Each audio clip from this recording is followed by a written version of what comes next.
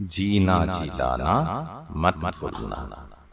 कवि डॉक्टर अशोक शर्मा। जीना जिलाना मत भूलना।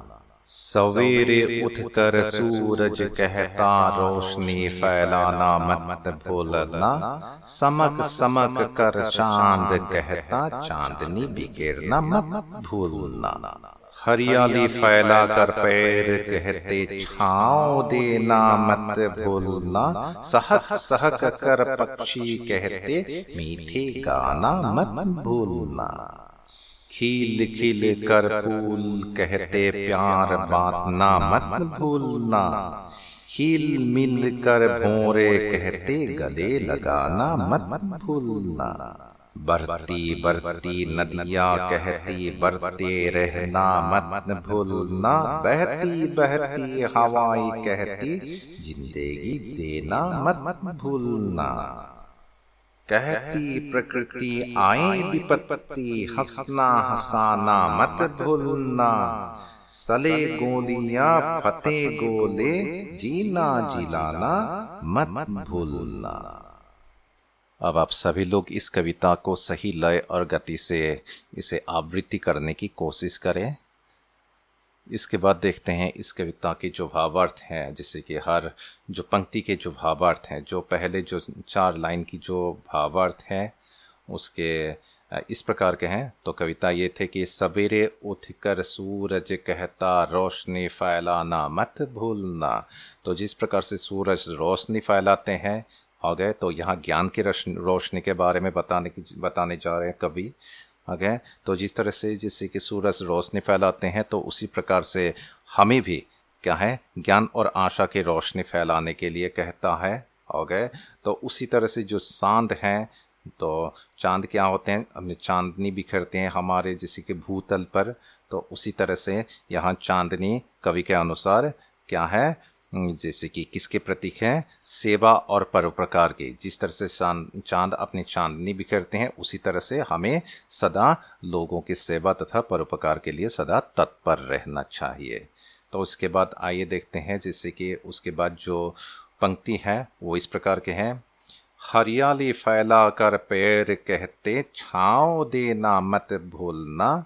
सहक सहक कर पक्षी कहते मीठे गाना मत भूलना। इन पंक्तियों के जो भावार्थ हैं वो इस प्रकार से हैं। जिस प्रकार से पेड़ अपनी जैसे कि हरियाली फैलाकर हमें छाँव प्रदान करते हैं हो गए, तो क्या कहते हैं, যেনেকে আমাৰ গছবিলাকে সদায় আমাক ছাঁ দি থাকে वैसे, तो ये जो आराम की छाया प्रदान करते हैं, उसी तरह से हमें दूसरों पर भी আমি বেলেগৰ মানে আমাৰ চাৰিওকাষে থকা আমাৰ মানুহবিলাকৰ ওপৰতো সদায় আমি কি কৰিব লাগে, ছায়া প্ৰদান কৰনা, অৰ্থাৎ সহায় সহযোগিতাৰ ভাৱ সদায় ৰাখিবলৈ ইয়াত উপদেশ দিছে। उसी तरह से सहक सहक कर पक्षी कहते मीठे गाना मत भूलना। तो ये जो पक्षियों की जो गाने होते हैं, आवाज़ होते हैं, वो बहुत ही मीठे होते हैं, सुरीली होते हैं। अर्थात आमी जेनेकुआ कथा को आमार मात कथा तो हे मीठा भाव तो থাকিব লাগে। उसके बाद जो है, खिल खिल कर फूल कहते प्यार बांटना मत भूलना। हिल मिल कर भौरे कहते गले लगाना मत भूलना। इसका भावार्थ यह है कि जैसे कि फूलों की जो सुगंध होते हैं, जो महक होते हैं, वो सदा चारों तरफ वो बिखरते हैं। अर्थात क्या है, আমাকো ফুলৰ নিচিনা হ'বলৈ কৈছে। অৰ্থাৎ চাৰিওফালৰ মানুহবিলাকক, অৰ্থাৎ আমাৰ চাৰিওফালে যিসকল মানুহ আছে সকলোৰে লগত প্ৰেম ভাৱ राखिবলৈ ইয়াত আমাক उपदेश दिसे। और লগতে जैसे कि भौरे जिस प्रकार से हर एक फूलों में जाकर वो पड़ते हैं होते हो गए, तो उसी प्रकार से हमें हमारे चारों तरफ रहने वाले लोगों के साथ क्या है, गले लगाकर यानी सदा प्रेम भाव रखने की बात कहते हैं। उसके बाद जो है, बढ़ती बढ़ती नदियाँ कहते बढ़ते रहना मत भूलना। बहती बहती हवाएं कहती जिंदगी देना मत भूलना। ইয়াত কি হৈছে, নদীয়ে সদায় আমাক আগবাঢ়ি যাবলৈ উৎসাহিত কৰিছে। আৰু লগতে कि होइसे जो जिस प्रकार से हवाएं बहते हैं, हवाएं जिस प्रकार से हमें ठंडक पहुंचाते हैं, उसी तरह से जैसे कि वो उदाहरण प्रस्तुत करते हैं कि दूसरों को जीवन देने की बात कहते हैं यहाँ।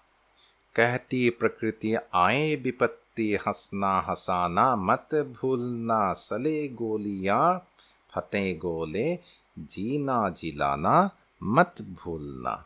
तो यहाँ जो अंतिम पंक्ति है, यहाँ जैसे कि कवि ये प्रस्तुत करते हैं, कवि ये कहना चाहते हैं कि हमारे जीवन में जितने भी विपत्तियाँ आए, जिमानी दुख कष्ट आमार सन्मुखत आहक होइसे, तो कहती प्रकृति आए विपत्ति, हंसना हंसाना मत भूलना, সেই সকলোবিলাক সমস্যা সন্মুখীন হ'লেও আমি সদায় নিজেও হাঁহি থাকিব লাগে আৰু আনকো হহুৱাই থাকিবলৈ আমি প্ৰয়াস কৰিব লাগে।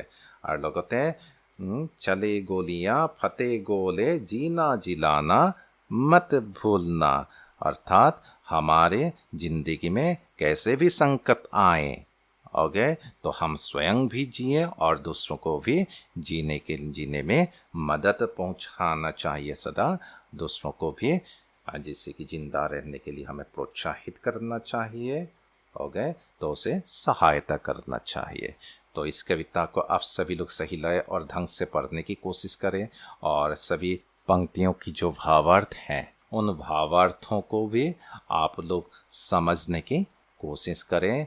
और जिस प्रकार से कवि ने हमें यहाँ प्रकृति के विविध उपकरणों से हमें जो कर्तव्य की याद दिलाते हैं, उन कर्तव्यों को सदा याद रखना चाहिए।